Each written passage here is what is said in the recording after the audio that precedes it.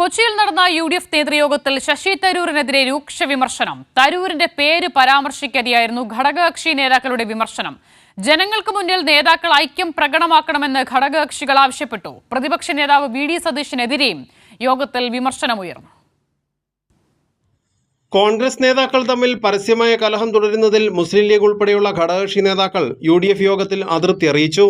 Sasi തരൂരിനും VD സതീശനുമെതിരെ രൂക്ഷമായ വിമർശനമാണ് നേതാക്കൾ ഉന്നയിച്ചത്. ശശി തരൂരിന്റെ പേര് പരാമർശിക്കാതെയായിരുന്നു NK പ്രേമചന്ദ്രൻ അടക്കമുള്ളവരുടെ വിമർശനം. യോഗത്തിന് ശേഷം നടന്ന UDF കൺവീനറുടെ വാർത്താ സമ്മേളനത്തിലെ വാക്കുകളും ഇക്കാര്യം വ്യക്തമാക്കുന്നു. തിരുവനന്തപുരത്ത് നടന്ന തദ്ദേശ വാർഡ് ഉപതെരഞ്ഞെടുപ്പിൽ ശശി തരൂർ പ്രചാരണത്തിനെത്തിയില്ലെന്നും MM ഹസൻ പറഞ്ഞു. കേരളത്തിലെ ഒരു MP പാർട്ടി പ്രവർത്തനങ്ങളിൽ സജീവമാകേണ്ട അദ്ദേഹത്തിന്റെ പ്രാഥമികമായ ഉത്തരവാദിത്വമല്ലേ, അത് ആ MP തീരുമാനിക്കേണ്ട വരണോ വേണ്ടേ. ഞങ്ങൾ അവിടെ ഉണ്ടായിരുന്നത് എല്ലാവരും പോയി.